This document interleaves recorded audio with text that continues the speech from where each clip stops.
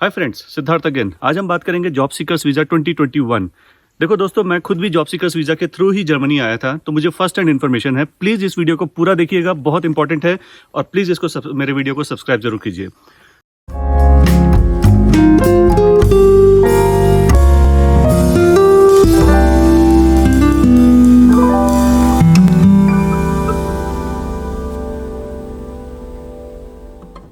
Hi friends, Siddharth again. आज हम लोग बात करेंगे जॉब सीकर्स वीज़ा 2021। क्वेश्चन, कितना वर्क एक्सपीरियंस मैंडेटरी है इस जॉब सीकर्स वीज़ा के लिए?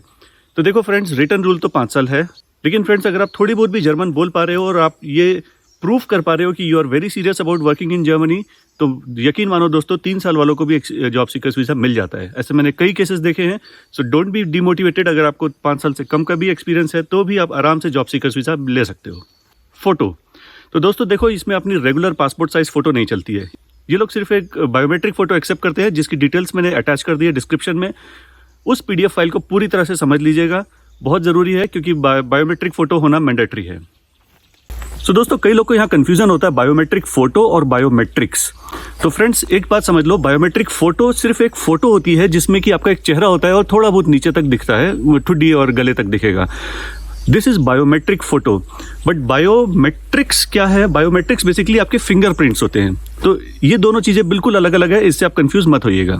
पासपोर्ट, तो फ्रेंड्स देखो, जिस दिन से आपका जॉब सीकर्स वीजा शुरू होता है उससे कम से कम 1.5 साल आगे तक आपका पासपोर्ट वैलिड होना चाहिए। ये एक मैंडेटरी रिक्वायरमेंट है, इस बात को ध्यान रखिएगा। अगर आपका पासपोर्ट अगले 1-1.5 साल में एक्सपायर होने वाला है तो प्रिफरेबली आप पहले अपने पासपोर्ट को रिन्यू करा लीजिए और उसके बाद जॉब सीकर्स वीजा के लिए अप्लाई कीजिए। अनदर क्वेश्चन, मुझे किस कॉन्सुलेट में अप्लाई करना है? तो देखो फ्रेंड्स, जहां पे आप पिछले 6 महीने से रह रहे हो, आपको वहीं के कॉन्सुलेट में अप्लाई करना है। इसका क्या मतलब हुआ? अगर मैं महाराष्ट्र में रह रहा हूं या मैं गोवा में रह रहा हूं तो मुझे मुंबई के ही कॉन्सुलेट में अप्लाई करना है। ये बहुत ही ज़रूरी है, क्योंकि जब ये लोग आपके डॉक्यूमेंट्स देखेंगे तो वो लोग प्रूफ मांगेंगे कि आप एक एड्रेस पे कितने दिनों से रह रहे थे। तो वो बहुत ज़रूरी है कि आपको 6 मंथ का एड्रेस दिखाना ज़रूरी है। प्रूफ ऑफ एकोमोडेशन, तो मेरे दोस्तों, अगर कोई बंदा, जैसे मेरे केस में, मैं कभी भी जर्मनी में नहीं आया था, मेरा कोई दूर दूर तक कोई रिश्तेदार जर्मनी में नहीं रहता था, कोई दोस्त नहीं रहता था, तो how do I show my proof of accommodation? तो फ्रेंड्स देखो, एकोमोडेशन एक बहुत ही क्रिटिकल चीज़ है। कभी भी किसी भी हालत में आप घर को देखे बिना उसका एडवांस पेमेंट मत कीजिएगा। यहाँ इतने फर्जी केसेस होते हैं, इतने फ्रॉड केसेस होते हैं, जिसमें कि आपको डिपॉजिट मांग लिया जाता है आपको घर दिखाने के पहले, और पता चलता है कि वो घर आप एग्जिस्ट करता ही नहीं है या कोई और रह रहा है वहाँ पे। तो किसी भी हालत में आपको कभी भी डिपॉजिट नहीं देना है बिफोर टेकिंग एन एकोमोडेशन। तो क्वेश्चन आता है, how do I manage my accommodation in my job seekers visa interview? तो फ्रेंड्स देखो, एक साइट है booking.com। इस booking.com के ऊपर आप रूम्स बुक कर सकते हो, होटल्स बुक कर सकते हो, और यहाँ पे कंसेप्ट होता है हॉस्टल्स का। हॉस्टल बेसिकली क्या कंसेप्ट होता है कि एक बड़ी सी बिल्डिंग होगी, उसमें एक बहुत बड़ा कमरा होगा जिसमें कम से कम 7 या 8 लोग आराम से रह सकते हैं। नाउ मैं ये नहीं कह रहा हूँ कि आपको उस हॉस्टल में रहना है, लेकिन आप उस हॉस्टल की बुकिंग बिना किसी एडवांस पेमेंट के कर सकते हो booking.com पे। वंस अगेन, मैं कोई प्रोमोटर नहीं हूँ booking.com का, लेकिन एक तरीका है जिससे कि आप आसानी से आपका एकोमोडेशन दिखा सकते हो। यहाँ पे आता है एक बहुत इंपॉर्टेंट पॉइंट, booking.com के ऊपर आप सिर्फ 1 महीने के लिए ही बुकिंग कर पाओगे। तो अगर आप 6 महीने के लिए जॉब सीकर्स वीजा ले रहे हो तो आपको 1 मंथ के 6 बुकिंग्स करनी होगी। दैट मीन्स आपको 1-1 महीने की 6 बुकिंग्स करनी होगी। सर्टिफिकेट्स, तो फ्रेंड्स देखो, सर्टिफिकेट सिर्फ आपके नहीं लगेंगे, आपके परिवार के सभी सदस्यों के लगेंगे। आपके स्पाउस के सर्टिफिकेट्स लगेंगे, अगर बच्चे हैं तो बच्चों के भी सर्टिफिकेट्स लगेंगे। सर्टिफिकेट्स का क्या मतलब हुआ? सारे certificates, that is birth certificate से लेकर 10th 12th पासिंग सर्टिफिकेट, और जो भी रेलेवेंट सर्टिफिकेट्स है वो सब दीजिए। ध्यान रखिए, हर सर्टिफिकेट इंग्लिश में होना चाहिए या जर्मन में होना चाहिए। जर्मन तो वैसे हमारे यहाँ मुश्किल ही होगा, लेकिन इंग्लिश में होना मैंडेटरी है। अगर आपके बच्चे का बर्थ सर्टिफिकेट, जैसे मेरे केस में हुआ था कि वो हिंदी में था, तो मुझे उसको ट्रांसलेट करवाना पड़ा, और एक एडिशनल स्टेप हो जाता है और एडिशनल टाइम लगता है जीएसवी मिलने में। तो जीएसवी इंटरव्यू देने के पहले आप ये इंश्योर कर लीजिए कि आपके सारे सर्टिफिकेट्स, नॉट ओनली आपके परिवार के सदस्यों के भी सर्टिफिकेट्स इंग्लिश में होने चाहिए।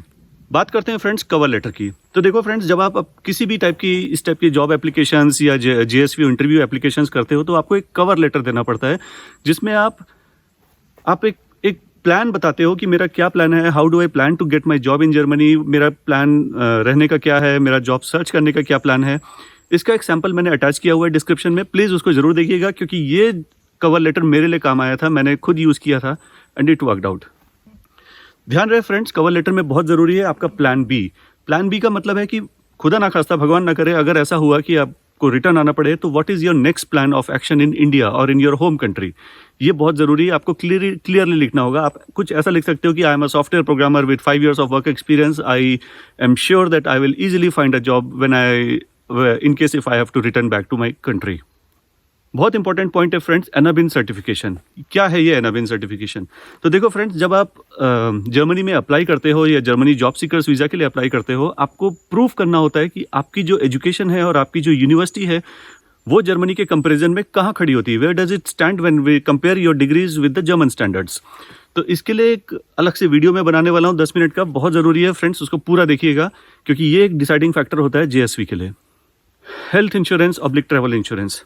तो देखो फ्रेंड्स, ये दोनों चीज़ें आपको रिक्वायर्ड होती हैं जब आप ट्रैवल करते हो, not at the time of job seekers visa. ये बहुत बड़ा कंफ्यूजन है। बहुत लोग पूछते हैं कि क्या हमें जेएसवी के इंटरव्यू के टाइम पे भी हमारा इंश्योरेंस वैलिड होना चाहिए? तो इसका आंसर है no.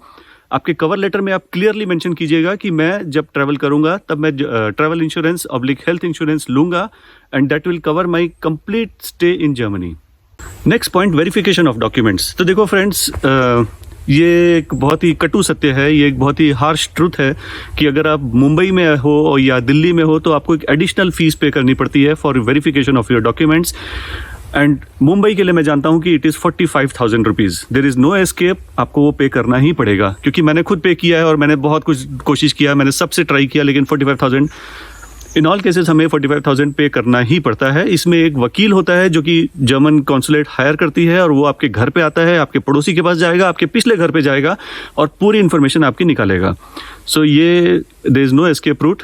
In addition to this 45,000, we have to pay the regular fees of 75 euros.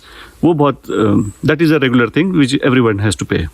Next important point है फ्रेंड्स, आपकी सिटी। आप किस सिटी में जर्मनी में जाना चाहते हो, ये आपको क्लियरली मेंशन करना होता है, not only in your cover letter but also in the form. तो फ्रेंड्स, ये बहुत इंपॉर्टेंट पॉइंट है, क्योंकि जब आप 3 सेट आपके डॉक्यूमेंट्स जमा करते हो तो एक सेट उस सिटी के आउसलैंडर बेहोडे में पहले ही जा चुका होता है, and they expect that you come to that city only. और जब आप वहाँ जाके अनमेल्डुंग करोगे, अनमेल्डुंग क्या है ये मैं अगले वीडियो में बताऊंगा, तो उस टाइम पे आपके सारे डॉक्यूमेंट्स वहाँ अवेलेबल होने चाहिए, ये बहुत मैंडेटरी है। तो ये पॉइंट फ्रेंड्स बहुत ज़्यादा इंपॉर्टेंट है, इस बात को ध्यान रखिए कि आपने जो सिटी आपके मेंशन की है आपके डॉक्यूमेंट्स में, आपके जॉब सीकर्स वीज़ा एप्लीकेशन में, आप उसी सिटी में जाइएगा। एक बहुत ही इंपॉर्टेंट फैक्टर है फ्रेंड्स कि कितना पैसा होना चाहिए मेरे बैंक अकाउंट में जॉब सीकर्स वीज़ा के लिए। तो देखो दोस्तों, इसका एक सीधा सीधा रूल है। जर्मन गवर्नमेंट कहती है कि 900 यूरो कम से कम आपका खर्चा होता है एक महीने में पर पर्सन पर मंथ। सो सीधा सीधा आप देख लीजिए, 900 यूरो इंटू 6, इतना अमाउंट आपके बैंक अकाउंट में होना चाहिए आपकी होम करेंसी में। अब दोस्तों, इसमें एक चीज़ ध्यान रखने वाली बात यह है कि वो लोग आपकी बैंक की स्टेटमेंट भी मांगेंगे फॉर लास्ट 6 मंथ, और मे बी लाइक 1 साल पुराना स्टेटमेंट भी मांग सकते हैं। तो आपको ये ध्यान रखना है कि आप ऐसा ना करें कि जॉब सीकर्स वीज़ा के 2 दिन पहले किसी से उधार ले ले 4 लाख रुपए 5 लाख रुपए और आप दिखा दें कि भाई इतना पैसा मेरे बैंक अकाउंट में है। This they will not accept. तो अगर आप प्लान कर रहे हो जॉब सीकर्स वीज़ा के लिए, तो friends I will strongly suggest कि आप अभी से कुछ ना कुछ पैसा इकट्ठा करके अपने बैंक पे दिखाओ, डाल दो, सो दैट आप दिखा पाओ कि मेरे ये पैसे बहुत पहले से हैं और ये मेरे ही हैं। इंपॉर्टेंट बात यह है फ्रेंड्स कि अगर आपके पास कुछ शेयर्स है, डिबेंचर्स, म्यूचुअल फंड्स, ये सब है, तो ये सब वो लोग नहीं मानते हैं। उनका कहना है कि लिक्विड कैश होना चाहिए आपके बैंक अकाउंट में, उसी को वो लोग एक्सेप्ट करेंगे। फ्रेंड्स, आई होप आपको ये वीडियो पसंद आया होगा। प्लीज़ इस वीडियो को शेयर जरूर कीजिए और मेरे चैनल को सब्सक्राइब जरूर कीजिएगा। अगर आपकी कुछ भी क्वेरीज हैं, डाउट्स है, तो प्लीज़ कमेंट कीजिए। I am always there to answer you. Thank you, bye bye.